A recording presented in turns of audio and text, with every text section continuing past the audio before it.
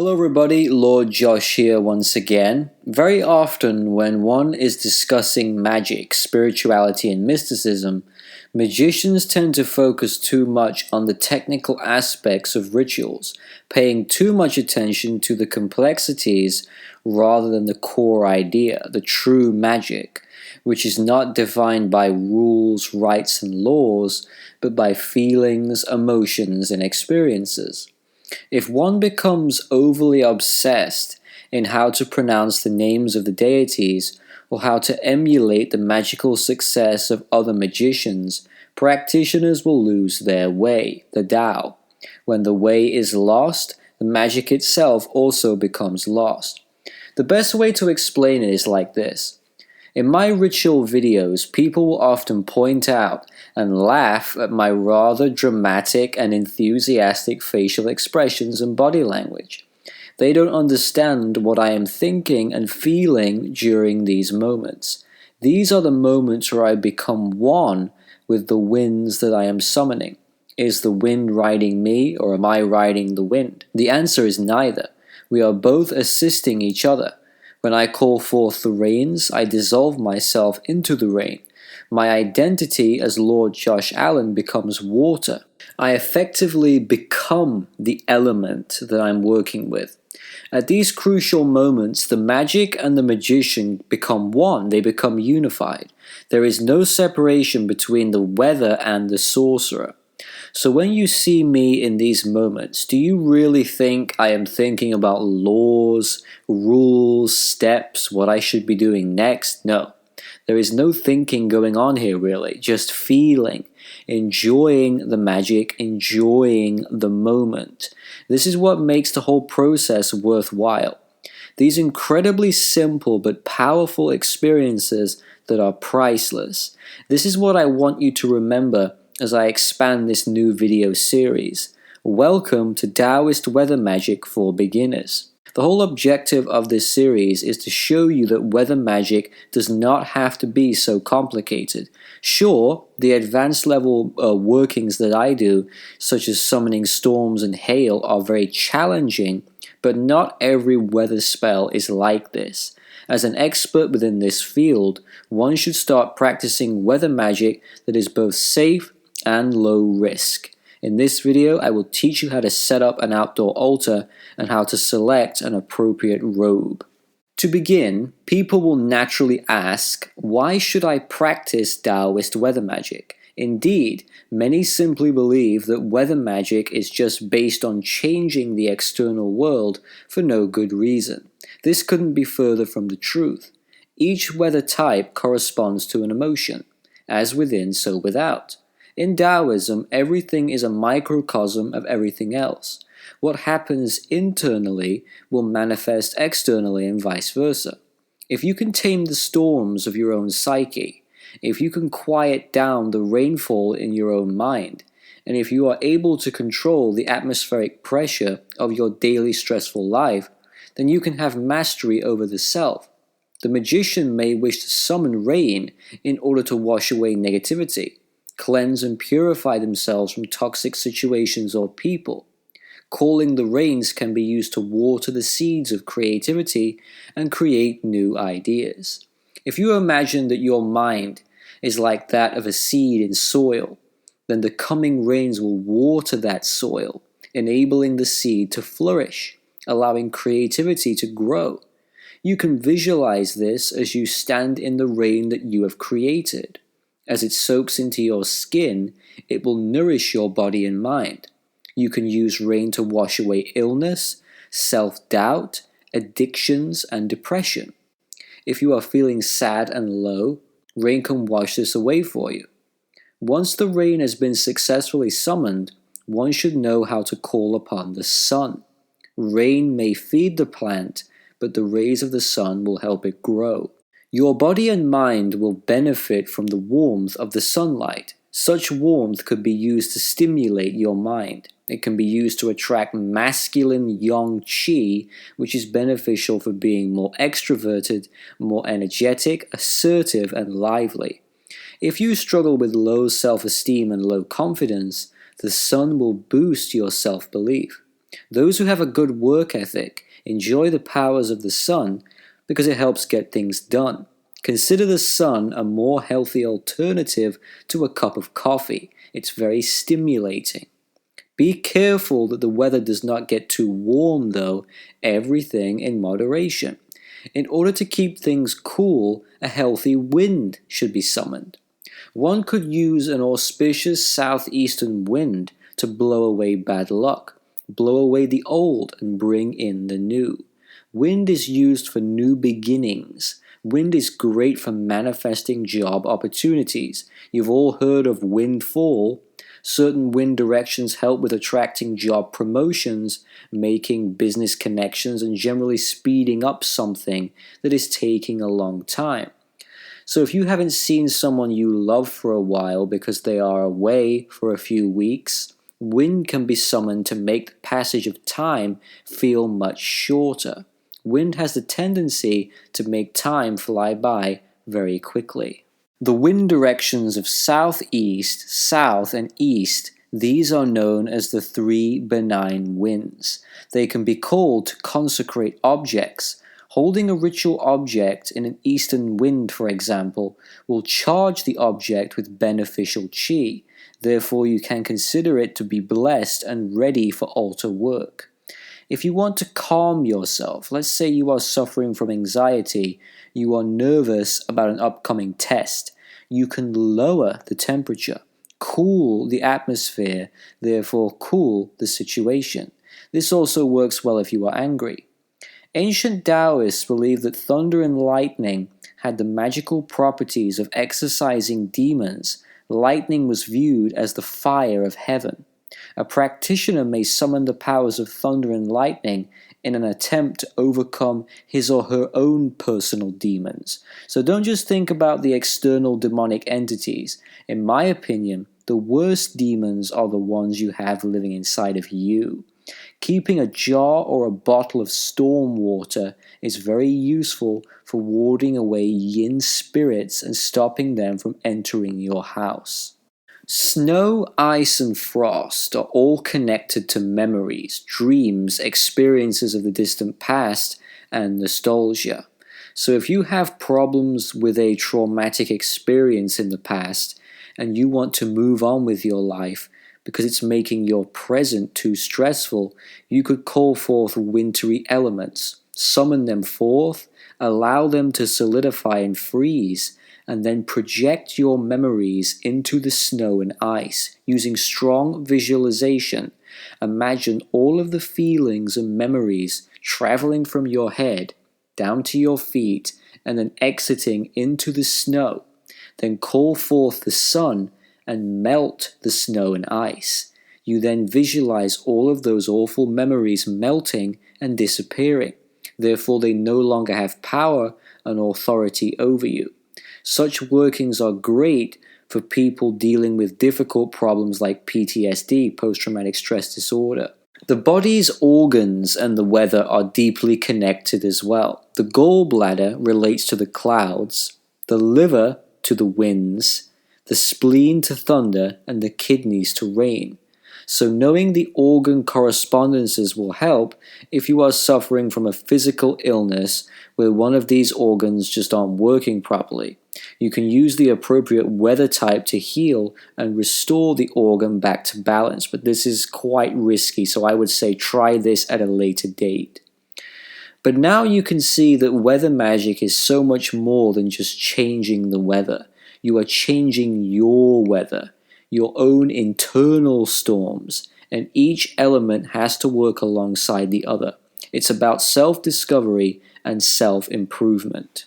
So what about external uses? This is where Taoist weather magic becomes so important on a collective level. I hold the belief that if primitive humans did not learn how to dance the rains, we would have all gone extinct long ago. The modern world is facing so many problems which are a direct result of environmental issues: global warming, drought, famine, pollution, people going to war over territories. It's all quite alarming. So as a weather magician, I'm in quite a unique position to be able to help my fellow man. Since last summer, I've been working very hard to try to bring rain to Yemen, which is the starvation capital of the world. If rain can be procured, crops can be grown, therefore many lives can be saved. I have a wonderful garden that is absolutely teeming with life. It's full of apples, peaches, herbs, flowers, and vegetation. This garden is a direct result of my constant practice of weather magic. There is no reason drought should exist when people know the skills of manipulating the natural world. One could use wind to dissipate pollution, and one could use temperature controlling methods to help with the melting ice caps, because we absolutely need to tackle global warming. And let's not just consider creating and summoning weather. We must also pay attention to the terrible, naturally occurring storms that kill so many people every single day. The hurricanes that devastate entire nations, these can be stopped. Weather magicians know the fundamental energies of a storm, so they also know how to soothe it, how to calm the storm down.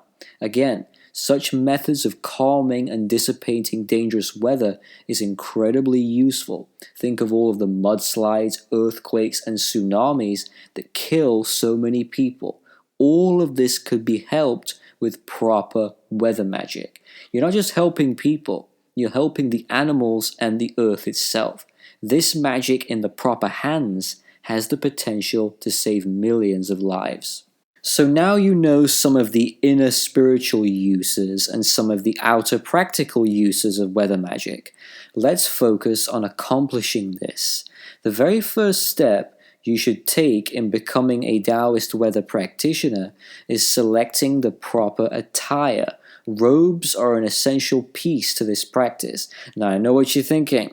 Robes cost money, Lord Josh, a lot of money. Not necessarily. The robe that you need for Taoist weather magic is known as the Authority over Heaven and Earth robe, or a jian. Heaven is yang and earth is yin. Having control over both forces is the first step in weather manipulation. This is what the robe looks like. It was most famously worn and used by legendary Shu Han strategist Zhuge Liang, who was the prime minister of the Shu Han state during the Three Kingdoms period. Kong Ming wore this robe when he procured the southeastern winds at the Battle of the Red Cliffs. The design is roughly 1800 years old. It is the most powerful Taoist weather magic robe in existence. The robe is predominantly black with a gray or silver decorative border traveling across the entire garment. It is square-shaped, sleeveless, and basically just one piece of fabric. The color black is the most sacred color in weather magic as it helps manifest dark, stormy clouds. In Chinese history, weather magicians would even paint their faces black to attract rain clouds. Whilst the outer coat is black, the inner coat is an off-white/gray color. These two colors form the Taiji, yin and yang, creating an effect known as the state of undifferentiated absolute and infinite potential, the supreme ultimate. The outer coat is black because the color black absorbs light. Light contains qi. The robe becomes a magnet for attracting and absorbing the energies of the environment. Once the black coat has eaten the energy, it then passes over to the underrobe. Light colors deflect light, so the white or gray robe will bounce the energy back and forth from the outer coat. This creates a divine system where the two robes rely on each other. One absorbs qi, one deflects it. The magician benefits from both, being careful not to have an abundance of qi, but certainly not wanting too little. Once the black robe has drawn in the qi, the white robe will filter that qi into the body and bloodstream of the practitioner. From there, the magician can begin using the excess qi for the purposes of environmental magic. So the magician isn't using his own qi. That would be dangerous. He or she is using extra qi from the external world. The reason why the robe is so important is because it keeps you healthy. If you reverse the black and white robes, so if you have the white over the black, this will not work at all. Weather magic requires huge amounts of energy, so when you use the robe, you will never exhaust your body's chi. In the same way, when you exercise intensely, you will lose electrolytes, so it's recommended that you drink electrolyte replacement energy drinks in order to stay healthy. This is very similar. The silver or grey border on the black coat is very important. This is one of the secrets of Taoist weather magic. Silver represents source chi, otherwise known as God energy. When you use silver, you will attract the divine. This is where Taoism is so beautiful. If you believe the divine is God, that's perfectly fine. If you believe it's Jesus or Buddha or simply the universe, or in my case, Lamat, all of these beliefs are valid. Whatever it is that you believe, the silver border will put you next to your divine version of God and creation. This is a very blissful experience and also very personal. The various symbols, swirls, and birds are known as feng huangs. They are there to assist the magician with weather magic. The birds help with summoning wind, the clouds help with summoning rain, and the swirls represent heaven, yang energy. The square shape of the robe represents the four directions. Yes, that's right, even Lamat himself is involved with Taoist weather magic. Since the grey or silver border represents heaven, the square shape represents earth. Hence the name, the authority over heaven and earth robe.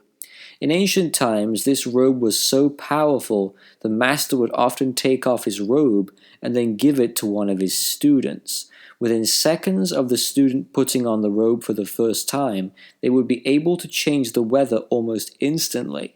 So do not wear this robe unless you really want to practice this magic.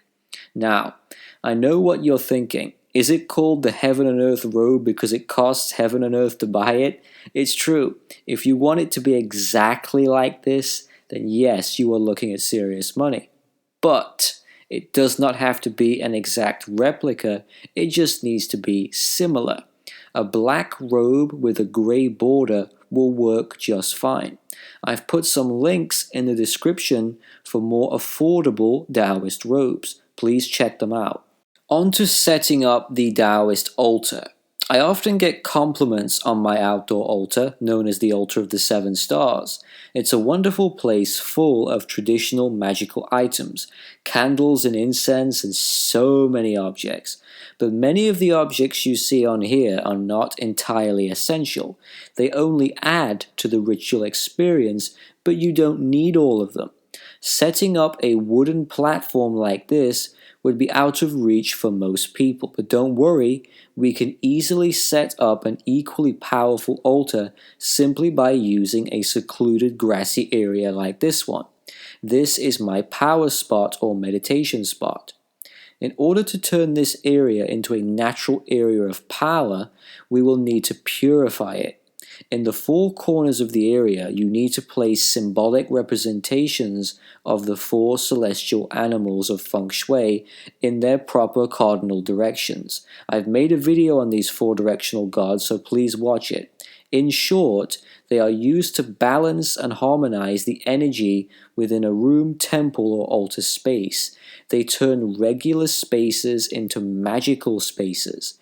Usually 4 statues are used, but if you're on a budget and you can't afford the statues of the animals, don't worry. Simply listen closely to my words. Write this down and do not get it wrong. Place a green candle in the east. This represents the green dragon. Place a red candle in the south. This represents the red vermilion bird. Place a black candle in the north. This represents the black tortoise, and a white candle in the west for the white tiger. All animals will work together as one unit to regulate the yin and yang of your magical space to make sure there are no major imbalances. One word of advice: make sure the green candle is slightly larger than the white, because traditionally, a statue of the green dragon is bigger than the white tiger. It's the job of the dragon to control the tiger otherwise the tiger may cause harm to the practitioner. So just make sure the green candle is a bit bigger and you'll be fine.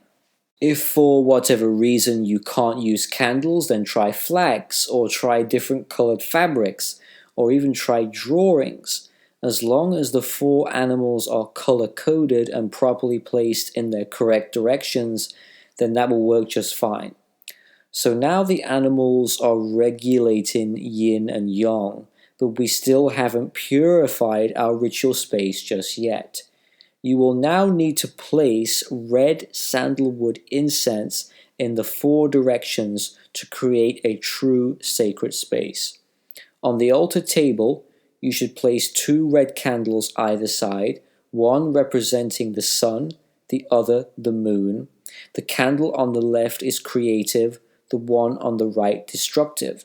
The left is used to summon weather, the right is used to get rid of that weather. So think yin and yang. In the center, you should have a lamp or a candle that represents the light of the Tao.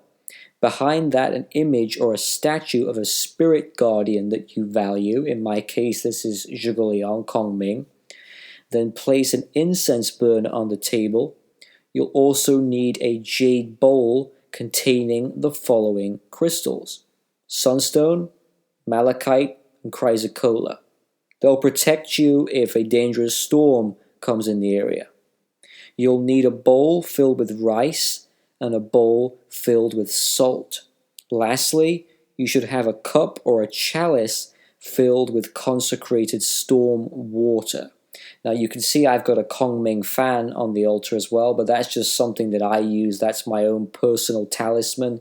You don't have to use that, but if you want to, I would recommend making sure you get a Kongming fan if you want to take it to the next level, but it's not essential. I'm just trying to stick to the necessary items here. But this is basically the complete Taoist altar that is now ready for weather magic. There are plenty more extras, but these are the things that I would recommend for a novice practitioner.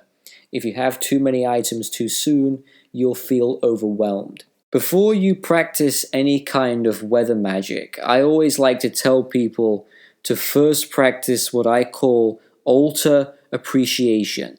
You go into a meditation and you just admire what you've created. You've created this beautiful altar. For the first time ever, you've actually made a weather magic altar from a Taoist tradition. Just sit there for several minutes, maybe 15-20 minutes, and just reflect on what you've created. Admire it. Really think about what it is that you've made and think about your intentions. What do you hope to accomplish with this altar? So before you even think about calling forth the wind or summoning rain, just think about the beauty and wonder of what you've created and admire it. Look at each object and familiarize yourself with having this wonderful Taoist altar. I was going to mention the legendary Taoist peachwood sword, but it's not entirely necessary for these more basic early workings. The sword will become necessary later on when I begin covering things such as summoning storms, summoning thunder, and more complicated rituals that require more precise tools. But right now, the sword itself is not needed, but it will become needed at a later date when the rituals get more complex. In the next video, in part 2, I will talk about how to move clouds and how to raise and lower the temperature. So thank you for watching. I'm definitely going to try and keep these videos on the shorter side because I want to attract a whole new audience of people in, novice practitioners. I want to get people talking about this kind of magic. And for the first time ever, I'm opening the door to beginners, not just advanced level practitioners anymore. So I've got to keep these videos as short as possible. So part 2 will be much, much shorter. So thank you for watching, everybody. Take care. I'll see you soon.